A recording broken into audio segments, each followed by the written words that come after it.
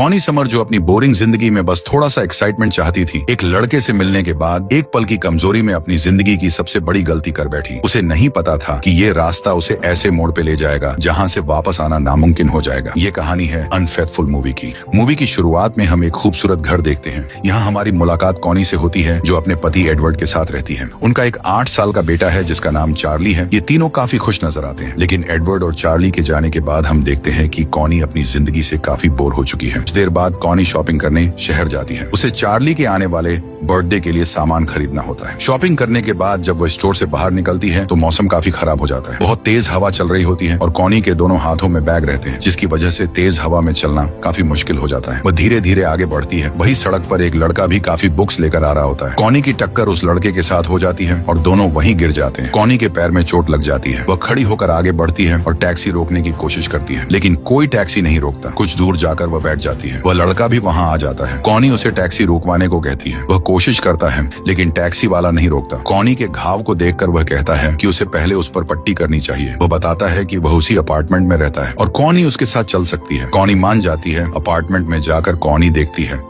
कि हर तरफ किताबें हैं। वह उस लड़के से पूछती है कि क्या वो राइटर है, तो वो लड़का कहता है कि वो एक बुक डीलर है। कॉनी बाथरूम में जाकर अपना घाव साफ करती है। वापस आकर कहती है कि उसे अपने घर कॉल करना है ताकि वह बता सके कि वह लेट क्यों है। जब वह फोन पर बात कर रही होती है, वह लड़का उसकी स्कर्ट से दिख रहे उसके पैरों को देख रहा होता है और थोड़ी देर बाद पास आकर उन पे बर्फ लगाता है। कॉनी थोड़ी असहज हो जाती है। वह उस लड़के की गलतफहमी दूर करने के लिए बताती है कि वो अपने बेटे से बात कर रही थी जो थोड़े दिन में 8 साल का हो जाएगा। वह लड़का इस बात को जरा सा भी माइंड करे बिना कहता है कि उसका नाम पॉल है और वह भी कुछ दिन में 28 साल का हो जाएगा। जाने से पहले वह कॉनी को एक बुक ले जाने को कहता है। जब कॉनी बुक देख रही होती है तो वह उसके करीब आने की कोशिश करता है, लेकिन कॉनी वहाँ से चली जाती है। घर पर रात को कॉनी एडवर्ड को सब बताती है। एडवर्ड कहता है पॉल की हेल्प के लिए उन्हें उसे एक वाइन की बोतल भेजनी चाहिए। एडवर्ड और कॉनी रोमांटिक मूड में होते हैं। एडवर्ड एक कैमरा लेकर कॉनी का वीडियो बना रहा होता है, लेकिन वे दोनों जब और पास आ रहे होते हैं तभी चार्ली की आवाज आती है। एडवर्ड हंसने लग जाता है और कहता है वह देखने जा रहा है। यहाँ हमें पता चलता है कि बच्चे के कारण कॉनी की शारीरिक जरूरतें पूरी नहीं हो पा रही है। अगले दिन काम पर कॉनी पॉल को कॉल करती है ताकि वो उसको थैंक यू बोल सके, लेकिन पॉल जो कॉनी के पास आने के बहाने की तलाश कर रहा है उसे अपने घर बुलाता है। कॉनी मान जाती है। जब वह उसके घर पे पहुंचती है तो पॉल कॉनी का कोट उतारने के बहाने उसे टच करता है। फिर वह उसके साथ फ्लर्ट करता है और एक इंटीमेट मोमेंट आता है जहाँ वो उसका हाथ पकड़कर ब्रेल में लिखी एक किताब पर फिराता है। कॉनी फिर असहज होकर वहाँ से चली जाती है। कॉनी को थोड़ा गिल्ट है, इसलिए वह एडवर्ड के लिए गिफ्ट लेकर उसके ऑफिस जाती है। एडवर्ड उससे पूछता है कि उसने पूरे दिन क्या किया और किससे मिली, तो वह झूठ बोलती है कि वह उसके दोस्त बॉब से मिली थी। तभी एडवर्ड को कॉल आ जाती है और कुछ गड़बड़ होने के कारण वो अपसेट हो जाता है।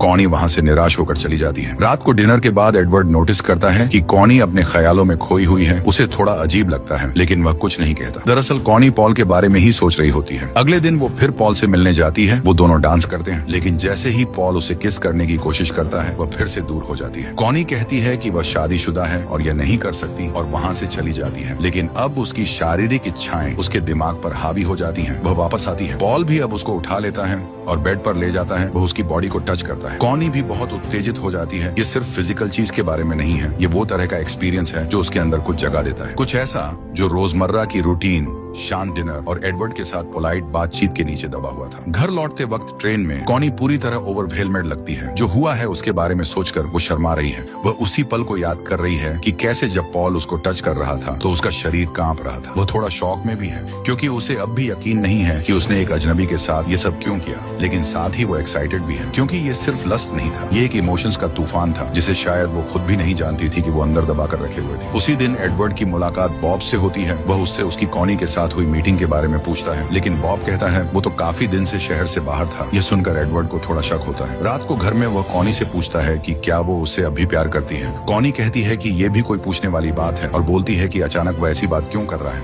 एडवर्ड कहता है बस ऐसे ही। अब कॉनी और पॉल की नजदीकियां काफी बढ़ने लग जाती है। वे दोनों बस एक दूसरे के साथ टाइम स्पेंड करने का बहाना ढूंढने लगते हैं। कॉनी को मिल रहा ये नया प्यार उसकी जिंदगी में काफी रोमांच लेकर आता है। पॉल और कॉनी अब अपना सारा समय एक दूसरे के साथ बिताते हैं। कॉनी भी पॉल के साथ काफी एक्साइटेड दिखाई देती है। पॉल भी कॉनी को इतनी अटेंशन देता है जो उसे काफी वक्त से नहीं मिली थी। एक दिन वे दोनों एक डाइनर में लंच कर रहे होते हैं। वहाँ पर भी पॉल नहीं रुकता और कॉनी के साथ टीज करता है। थोड़ी देर बाद वह वहीं पर उसे किस करने लग जाता है, लेकिन तभी एडवर्ड का एक कोवर्कर बिल उन्हें देख लेता है। वो उस वक्त कुछ नहीं कहता, लेकिन अब एक रिस्क पैदा हो चुका है। कॉनी का मन अब बेकाबू हो चुका है। रात को घर में वह अपने बाथटब में होती है। वहाँ पर भी वह सिर्फ पॉल के बारे में सोचकर अपने आप को टच कर रही होती है। तभी उसको पॉल का बनाया चित्र दिखता है। वह रब करके उसको मिटाती है। इतने में ही एडवर्ड वहाँ आ जाता है। वह बाथटब के अंदर आता है और कॉनी के करीब आने की कोशिश करता है, लेकिन कॉनी अब भी पॉल के बारे में सोचती रहती है और पानी ठंडा होने का बहाना बनाकर उसे इग्नोर करके वहाँ से चली जाती है। अब एडवर्ड को महसूस हो जाता है कि कुछ गड़बड़ है। अगले दिन सुबह वह देखता है कि कॉनी कहीं जाने के लिए रेडी हो रही है। वो कॉनी को कहता है कि अगर वो फ्री है तो वे लॉज पे जा सकते हैं, लेकिन कॉनी फिर बहाना बनाती है और कहती है कि उसका सैलून में एक फेशियल अपॉइंटमेंट है। वह उसके नए कपड़ों को नोटिस करता है जो उसे काफी अजीब और आउट ऑफ कैरेक्टर लगते हैं। उसे शक होता है, लेकिन वह कॉनी को किस करके वहाँ से बिना कुछ कहे चला जाता है। ऑफिस में जाकर वह सैलून में कॉल करके अपना शक कंफर्म करता है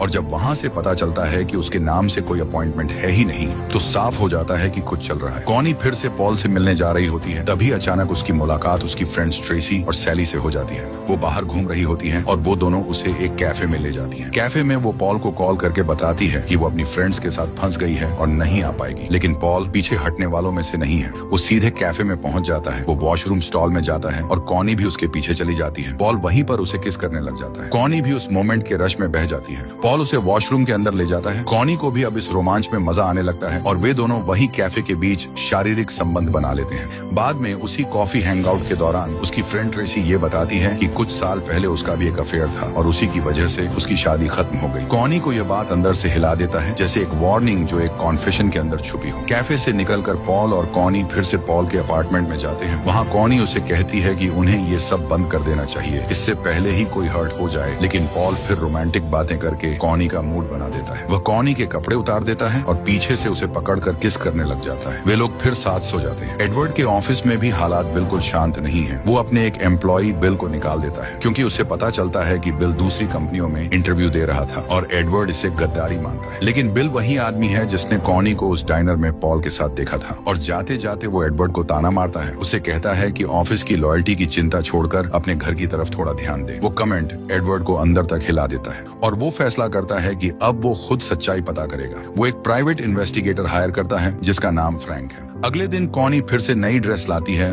वो पॉल से मिलने के लिए अब इतने बेताब रहती है कि नई ड्रेस पहनकर तैयार होती है और काफी हॉट दिखने की कोशिश करती है। पॉल और कॉनी एक थिएटर में जाते हैं। ये लोग वहाँ भी नहीं रोकते और वहीं पर फिर शुरू हो जाते हैं। जब वे वहाँ से बाहर जा रहे होते हैं तो फ्रैंक उनकी फोटो ले लेता है। अब वे दोनों पॉल के अपार्टमेंट में जाते हैं, जहाँ थक कर कॉनी वहीं सो जाती है। जब उसे होश आता है तो वो देखती है कि काफी लेट हो गया है। उसे अपने बेटे को स्कूल से पिक करना था, लेकिन वो अब हवस में इतनी पागल हो गई कि अपने बेटे के बारे में ही भूल गई। वो अपने बेटे को पिक करती है। घर जाकर उसे अपनी करतूत पे बहुत बुरा लग रहा होता है। वो रोने लग जाती है। उधर फ्रैंक एडवर्ड को पॉल और कॉनी की फोटो दिखाता है। अब कोई शक नहीं बचता। एडवर्ड टूट जाता है। जिस औरत को वो जानता था, जिस जिंदगी को वो सिक्योर समझता था, सब कुछ बिखरने लगता है। अब कॉनी भी पॉल के साथ सब खत्म करना चाहती है। वो उसे ये बताने जा ही रही होती है कि रास्ते में वो कुछ ऐसा देखती है जो उसे उम्मीद से ज्यादा चुभता है। पॉल किसी दूसरी औरत के साथ होता है। कॉनी उनके पीछे जाती है और देखती है कि पॉल उस लड़की के साथ रोमांस कर रहा है। कॉनी उससे भिड़ जाती है। वह काफी अपसेट हो जाती है और झगड़ा शुरू हो जाता है। पॉल उसे वहाँ से ले जाता है। लिफ्ट में वो पूछती है कि वो कितनी और औरतों से मिल रहा है। पॉल बहाने बनाता है, कहता है कि वो सिर्फ एक दोस्त है, लेकिन कॉनी मानने वाली नहीं है। उसका गुस्सा साफ दिखता है। वो कहती है कि अब सब खत्म और उसे साइड में धक्का देकर निकल जाती है,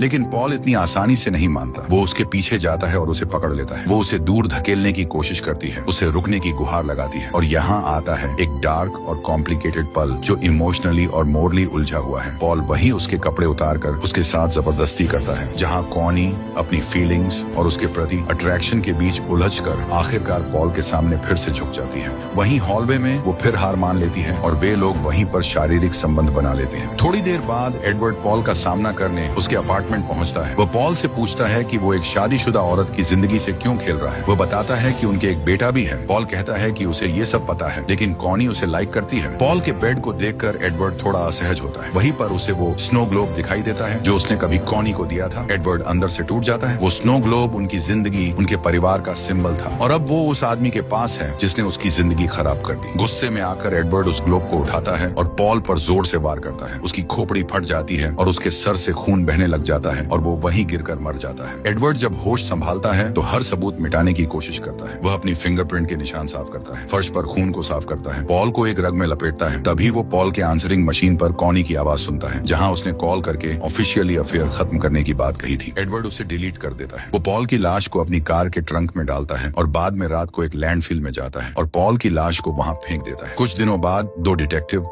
उनके घर पहुंचते हैं। वो कहते हैं कि पॉल काफी दिनों से लापता है और उन्हें पॉल के घर से कॉनी का नंबर मिला था। वो कहते कि पॉल की वाइफ ने कंप्लेन की है। पॉल शादीशुदा था, ये बात कॉनी को कभी पता ही नहीं थी। वो बात को टाल देती है, कहती है कि वो उसे मुश्किल से जानती थी और वो उससे सिर्फ बुक्स खरीदती थी। शायद इसीलिए पॉल के पास उसका नंबर था। वो ऊपर से शांत दिखती है लेकिन अंदर पैनिक साफ महसूस होता है। कुछ दिनों बाद लैंडफिल की सफाई हो रही होती है। इसी दौरान पॉल की लाश भी मिल जाती है। वो दोनों डिटेक्टिव फिर से आते हैं। इस बार वे कॉनी से पूछते हैं कि क्या वह कभी पॉल के अपार्टमेंट गई है। कॉनी फिर मना कर देती है। एडवर्ड कहता है कि अगर उनके पास कोई सबूत नहीं है तो उसकी वाइफ को परेशान न करें और वहां से चले जाएं। कॉनी काफी सहमी हुई रहती है। एक दिन ड्राई क्लीनर से कपड़े लेते वक्त कॉनी को एडवर्ड की जैकेट की जेब में छुपी हुई उसकी और पॉल की तस्वीरें मिल जाती हैं और उसी पल उसे समझ आ जाता है कि उसे सब पता था। उसे शुरू से सब पता था। वह काफी घबरा जाती है। उस रात एक पार्टी में उसकी फ्रेंड उसे स्नो ग्लोब के बारे में पूछती है, वही जो एडवर्ड ने पॉल को मारने के लिए इस्तेमाल किया था। अब वो फिर से शेल्फ पर रखा है। वो चौंक जाती है और एडवर्ड की तरफ देखती है। एडवर्ड भी अब छुपाने की कोशिश नहीं करता और इशारों में दोनों समझ जाते हैं। सबके जाने के बाद कॉनी उसका सामना करती है। एडवर्ड आखिरकार खुलकर सब बताता है। वो कहता है कि वो पहले दिन से जानता था कि वो उसे धोखा दे रही थी। वो बताता है कि उसने कितनी मेहनत की थी उसे और चार्ली को एक अच्छी जिंदगी देने के लिए, एक खूबसूरत घर, स्टेबिलिटी, कंफर्ट, और अब कॉनी ने ये सब बर्बाद कर दिया। उसके शब्दों में दिल टूटने का दर्द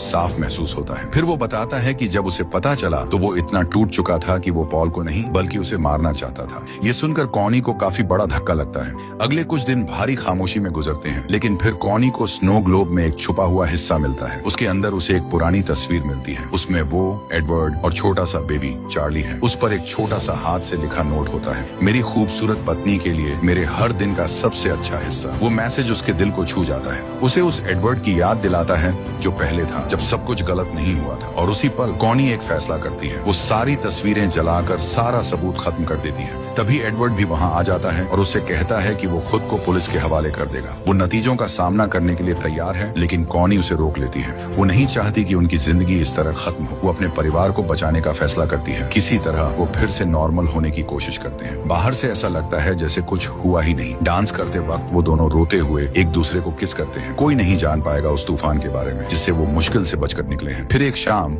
वो दोनों कार में घर लौट रहे होते हैं। एडवर्ड एक रेड लाइट पर रुकता है। कॉनी कहती है कि वो दोनों भाग जाएं, कहीं दूर चले जाएं, जहां कोई उन्हें न जानता हो और एक नई शुरुआत करें, एक नई जिंदगी बिना झूठ के। और एडवर्ड सुनता है। वो उसे टालता नहीं, वो बस कहता है ये परफेक्ट लगता है। वो उसका हाथ पकड़ता है जब वो रोने लगती है। वह उसे किस करता है और फिर गले लगा लेता है। और फिर कैमरा पीछे जाता है। ट्रैफिक लाइट ग्रीन हो जाती है लेकिन कार नहीं हिलती। और फिर हम देखते हैं कि वो दोनों पुलिस स्टेशन के ठीक सामने खड़े होते हैं। इसी के साथ फिल्म की कहानी का अंत हो जाता है।